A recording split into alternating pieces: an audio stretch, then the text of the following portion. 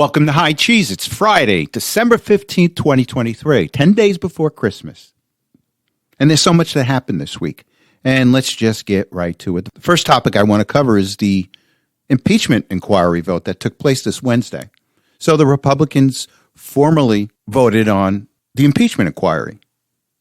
So initially they had an informal impeachment inquiry led by James Comer. And now the next step is this formal impeachment inquiry. And then this is ultimately going to end with the impeachment of Joe Biden. Now, there's reports out there that said this impeachment should take place sometime in March, April of next year. But this is what Kevin McCarthy did to the House by leaving early and orchestrating the ouster of George Santos. It makes the actual impeachment vote that much more difficult. Because the Republicans control the House with such a narrow margin, it makes it that much more difficult to vote for the impeachment when you're missing two Republicans. And because politics is fluid, you don't know if that's going to be attempted before McCarthy's and Santos's replacements get into the House. Now, the other question is, where are these replacements going to be as far as impeaching Joe Biden? So this is where McCarthy did not do the House any justice. Just makes it that much more difficult to impeach Joe Biden. But with that said, I want to just twist to Hunter Biden. And Hunter Biden was indicted on tax evasion charges, and he was also subpoenaed by the House for closed-door testimony. So Hunter tells the House Investigation Committee to go pound sand. I'm not going to testify before you in closed doors. I want to testify in public. And he had a semi-press conference yesterday, and I'm going to go to a couple of clips. A lot of you probably heard his semi-press conference, which he didn't take any questions. But he told them to just go pound sand. He goes, I'll testify in open. And, you know, it's just going to be a political scam if he testifies in public. So getting back to Hunter, I'll tell you, it's hilarious about this guy.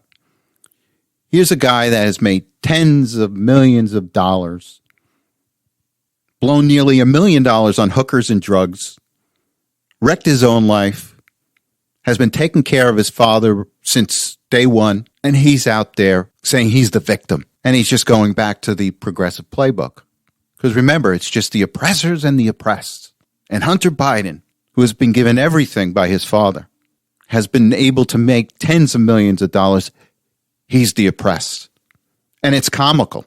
So with that said, let's go to a couple of clips, and then we'll come back and discuss. But I'm also here today to correct how the MAGA right has portrayed me for their political purposes. I am first and foremost a son, a father, a brother, and a husband from a loving and supportive family. I'm proud to have earned degrees from Georgetown University and Yale Law School. I'm proud of my legal career and business career. I'm proud of my time serving on a dozen different boards of directors. And I'm proud of my efforts to forge global business relationships. Oh, really? Such a loving family. You know what Hunter did after his brother Bo died? He started dating his sister-in-law, his brother's wife. He started dating. It's some kind of loving family.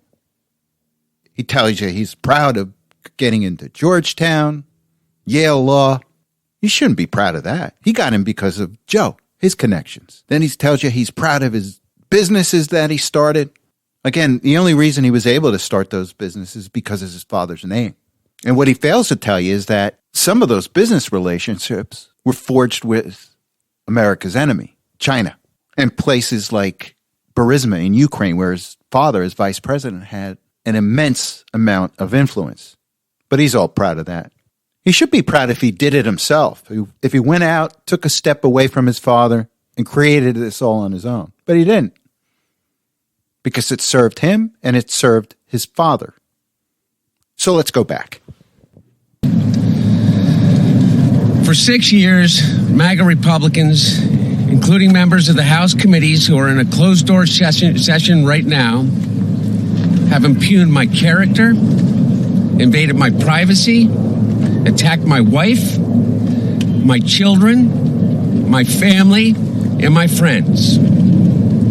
They've ridiculed my struggle with addiction. They've belittled my recovery. And they have tried to dehumanize me, all to embarrass and damage my father, who has devoted his entire public life to service. And what Hunter is trying to do here is just continue with Joe Biden's theme that there's something wrong with MAGA. MAGA is a threat to democracy. And he talks about MAGA dehumanizing him.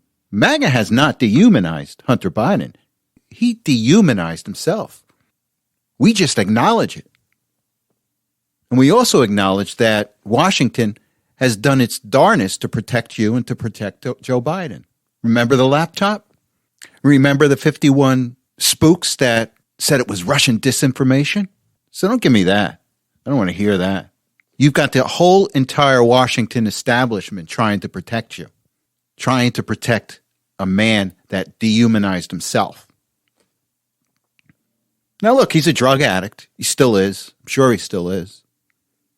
But there's been so many people that have been on drugs that got their life together. Why not you? Look at RFK Jr. He was addicted to drugs. He got his life together, and he's running for president. And there are millions and millions of people that got their life together. But you can't because you're so arrogant. And to continue this arrogance, he knows that ultimately, whatever happens, his father is going to pardon him before he leaves office. So he's always got that to lean back on, and he knows it. And he's also arrogant to think that he can control the terms of a subpoena. He can't. If the subpoena says you show up for closed-door sessions, you show up for a closed-door session. You don't ignore it. But again, here's a guy that knows that ultimately he's going to be pardoned for whatever he does. And then he's got the nerve to say that his father Joe is a longtime public servant that served for the better of government, for the better of the United States. So tell me, how did he accumulate so much wealth, so many assets on a government salary? Tell me that, Hunter. So let's go to one more. Let me state as clearly as I can. My father was not financially involved in my business, not as a practicing lawyer, not as a board member of Burisma, not in my partnership with a Chinese private businessman, not in my investments at home nor abroad, and certainly not as an artist. And this is where he gets cute. He says his father had no financial interest in his business. Well, what does that mean? Does that mean that Joe Biden didn't invest money in your company? Well, he still benefited from your operations. So it's a little shiny object that he wants you to look at. He's trying to change the narrative. And this is where the coordination with the White House came with this press conference. Now, remember, initially, Joe said that his son did not do business with China. Well, he lied. And then Joe said, I knew nothing about my family's business ventures.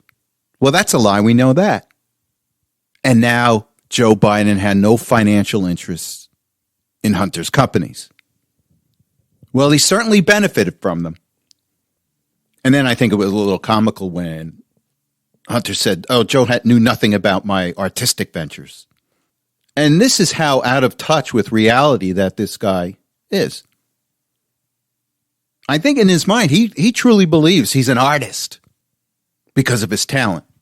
And that's where it gets comical. And again, it's because of his own arrogance. So where do we go from here? Now, the House can bring him up on contempt charges. And at that point, let's see what the Department of Justice does. Are they going to pursue the same charges that they pursued against Steve Bannon? Or at what point do they bring these contempt charges up? Maybe they'll wait when the timing is better. But my own recommendation, at some point, the House has to bring him up on contempt charges, then throw it into the Department of Justice's hands to continue to expose the corrupt DOJ. Now, there's a possibility that the Department of Justice will pursue charges against Hunter for this contempt. Because, as I said in my last episode, that, you got to read into how they're handling Hunter Biden to show where the deep state is with Joe Biden. And this whole fact that Hunter's being brought up on federal felony charges for tax evasion, among other things, and the fact that now the Department of Justice could possibly pursue the same charges that they used against Steve Bannon. And if they do, we'll really know that the deep state is not with Joe Biden. But Hunter knows in the back of his mind, whatever happens to him, he's going to get pardoned. So we shall see. Now, in a related topic, the attorney that stonewalled Hunter Biden's IRS investigation, she left the federal government. And if you can remember that initially Hunter Biden was going to give it a sweetheart deal. He was going to be given future immunity, essentially a slap on the wrist. And a couple of whistleblowers came out and said that, hey, look, this isn't kosher. We were stonewalled. And this one attorney, Leslie Wolf, she was the one that stonewalled this investigation. She was the one that prevented them from looking further into Joe Biden. So let me read an article here, and it's from the New York Post. And it says here, a federal prosecutor allegedly interfered in the criminal investigation of Hunter Biden to protect both President Biden and his son recently left the Justice Department, the Post has learned. Former Delaware Assistant U.S. Attorney Leslie Wolf's quiet departure emerged as she appeared for a deposition with the House Judiciary Committee on Thursday morning, following the Wednesday night House vote to formally authorize the impeachment inquiry into Joe Biden over his role in his son's and brother's foreign business dealings.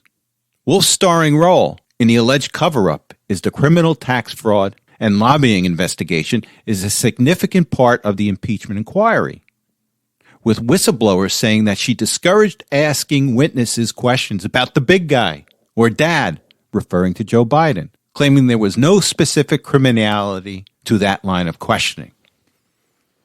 So she served her purpose. She's probably getting her payday now. She's probably with a big legal firm or lobbyist group, and she's going to get her payday for being corrupt.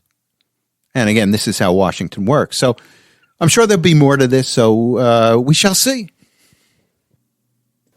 So Volodymyr Zelensky paid a visit to Washington this week because his $60 billion war package is on the ropes. Now, what the Republicans have done to hold it up is to link it with border security. And the Republicans want a massive change in the border policy that is being implemented by the Biden regime in order to get the $60 billion package for Zelensky approved. And I'll get into that later. I'm not even sure that it's even worthwhile to get the Biden administration to change its policies because we know that they're likely not going to implement it anyway. When you have a guy like Mayorkas in charge of the border, how are we to know any change in the law is going to be implemented by the Biden regime? So they've got to be very careful if they ultimately give this package to Ukraine for changes in our border. Because as I said, it's not worthwhile to change all these rules and regulations surrounding the border if they're not going to be implemented. And I have no confidence that the Biden administration is going to implement any changes that Congress makes to the border. But Zelensky came here. He thought in his own arrogant way he could conjure up support. And he spoke to the Senate in a private session. Apparently a couple of senators just walked out. I know that J.D. Vance just walked out. And then he met with some of our military, and he, of course, met with our defense contractors. But it didn't go well. And he's likely not going to get this $60 billion this year. Likely not next year. And he shouldn't. Because it's not a democracy that we're protecting. And again, remember the narrative that we in this war, we have to protect democracy. Well, you know what? It's not a real democracy over in Ukraine. It's run by a bunch of oligarchs. It's always been in the top one or two most corrupt countries in the world. And the narrative at first, we have to protect democracy. And then the whole narrative about Ukraine winning, that fell flat. And then the whole narrative changed. We have to just weaken Russia. We've got to kill all these Ukrainian people just to weaken Russia. That's the policy. And now the spin is that if we don't give Ukraine this money, Russia's going to go into Europe, which is totally absurd. And again, the neocons out there are writing that, oh, this is disaster. They're going back to square one. We got to protect democracy. And they're merging that with the fact that, oh, if Russia wins, they're going to go into Europe. Just throwing anything at the wall to see what sticks at this point. And we know what Zelensky has done. He's banned opposition parties. He's banned the Ukrainian Orthodox Church. He's banned elections. Now we're finding out that the Ukrainian government is assassinating people, assassinating civilians, as well as holding a journalist, an American journalist, in jail. You don't hear a peep about that from the Biden administration. And here's what gets me about all of this money that we've given Ukraine. I think it's about $120 billion so far. And with that, we've been funding their pensions. We've been funding their government. We've been funding their war machine. We've been funding their border. But the real part that really bothered me is that we were funding their pensions. Now, let's take a look at Social Security. Now, Social Security over the years has created this vast amount of reserves that they can spend off of. But now we're at the point where they've got a negative cash flow from the money coming in from people working and the money going out to Social Security recipients. And I'm specifically talking about old age Social Security. And right now there's a burn rate of about $20 billion a year in Social Security. That means the money, there's $20 billion less coming in than that is going out every year. And that causes them to draw down on the reserves that they have accumulated. And actuaries have come out and said, look, we're going to get to the point where we're going to run out of money in 10 years, 2034, 2035.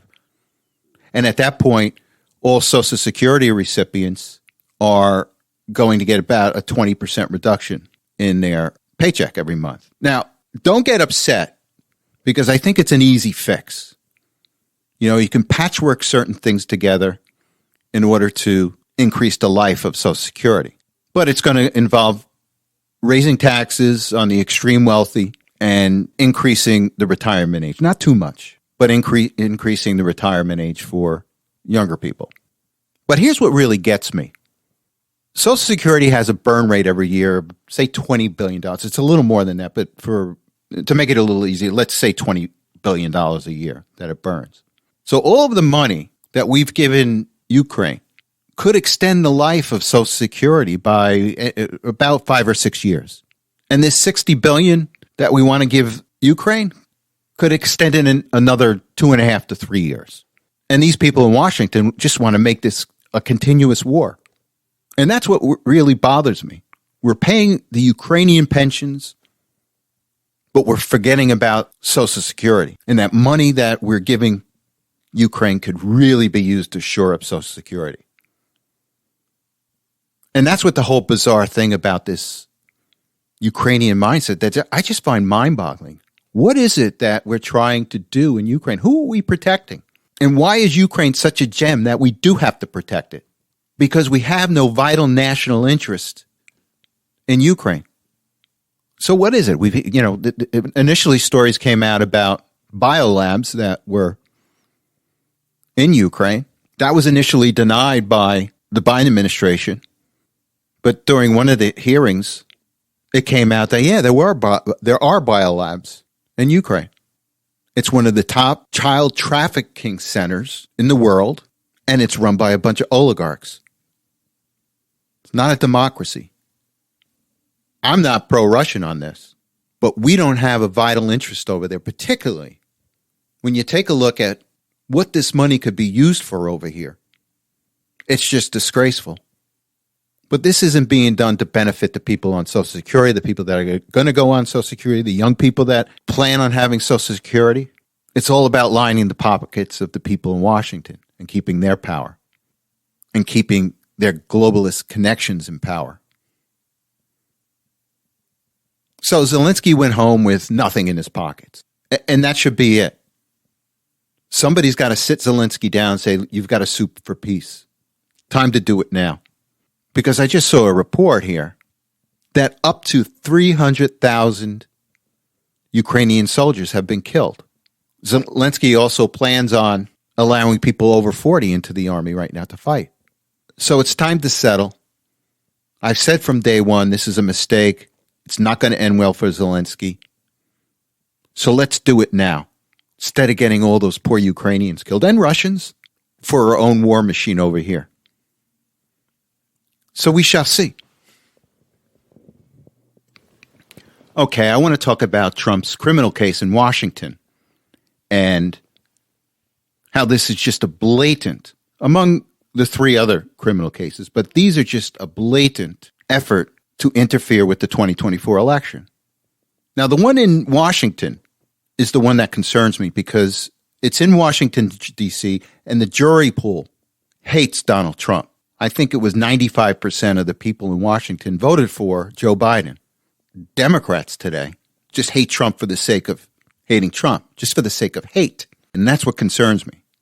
So Jack Smith, the special prosecutor, as well as the judge, Chutkin, they're doing everything they can to have this court case take place before the election. I think they said early March date. I think it's March 4th, March 3rd or 4th. I think it's March 4th that they want to start this trial.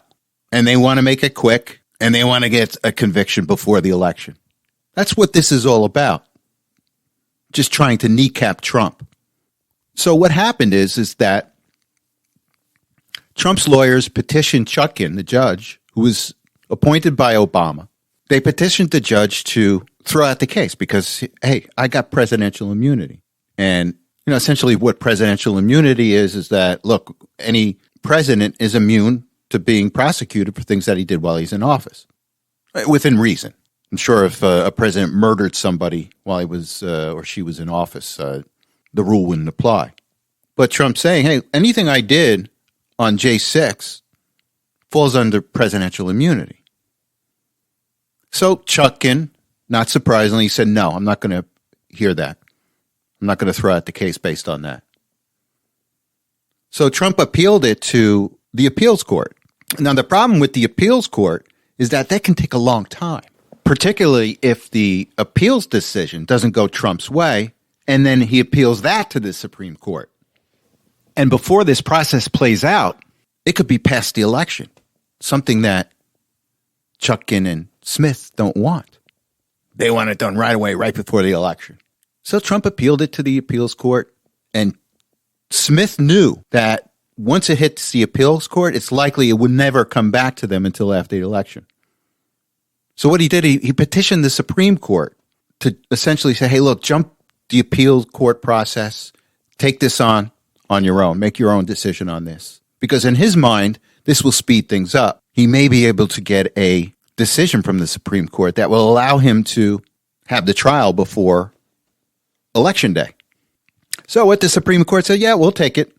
We'll consider it. Now what happened, it's kind of backfired on Smith and Chutkin because now Chutkin, the judge, is required to put a stay on the trial. No more proceedings on this trial until the Supreme Court comes back. Now, we don't know how long it's going to take the Supreme Court to make a decision on this, and it was a desperate attempt. But as I said, it kind of backfired on Smith and Chutkin. So now this March 4th date of the trial is now pushed out somewhere where we don't know. So we'll see. And now there's exposure by Smith on this because this entire thing could just backfire on Smith because the Supreme Court can come back and say, well, wait a second, he's immune. And that essentially throws so much of their case against Trump out the window. Now, some people are speculating it's a way that Smith can get out of this. He knows he's got a loser in court. Now, I don't think so because I still think that the jury pool is going to convict Trump. But maybe in his mind, he doesn't think so. So he wants out. Let the Supreme Court make that decision so I could just wash my hands of it. But Trump has good lawyers, and kudos to Trump's lawyers on this. And it's going to make things very interesting in the future. And it's something we have to keep our eyes on. Now, quite frankly, I don't know because it's such an unheard of request by a prosecutor to do this. No one really knows how long the Supreme Court is going to take to make this decision. So we shall see. So there's another case that the Supreme Court is taking up that could have an effect on Donald Trump's criminal trials. And let me just read from the New York Post here. And it says here, the Supreme Court announced Wednesday it will examine its case involving the January 6, 2021 Capitol riot that could spell trouble for the federal charges against former President Donald Trump. At issue is the case of Joseph Fisher, a former Pennsylvania police officer who allegedly got physical with an officer on the grounds of the Capitol and called on rioters to hold the line. A lower court had dismissed the charge of obstructing an official proceeding against Fisher and two other defendants, Edward Lang and Garrett Miller, ruling it didn't cover their conduct and that the men had to take some action with respect to a document, record, or other object. The D.C. Circuit Court of Appeals restored the charge in an April ruling, which Fisher's legal team appealed to the High Court, arguing their client only entered the building after Congress recessed and was only inside for a brief period. Prosecutors have slapped obstruction of an official proceeding charges against at least 315 rioters, as well as 77-year-old Donald Trump, who faces up to 20 years in prison if convicted on that count.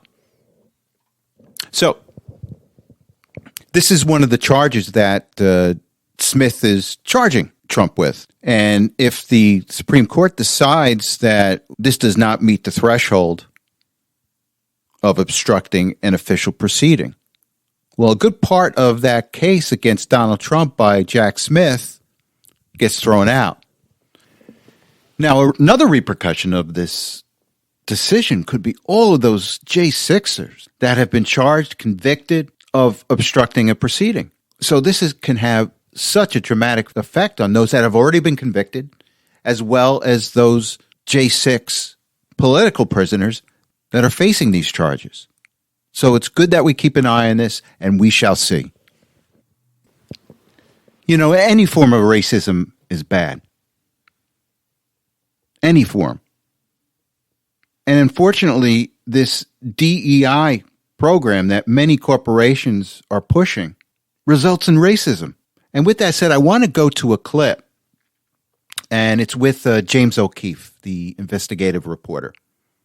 He had come upon a Zoom meeting with the CEO of IBM, telling his managers that their bonuses will be based on how many minorities they hire. And he actually goes as far as saying, we don't want any Asians. We have enough Asians. So let's go to this clip, and then we'll come back and discuss.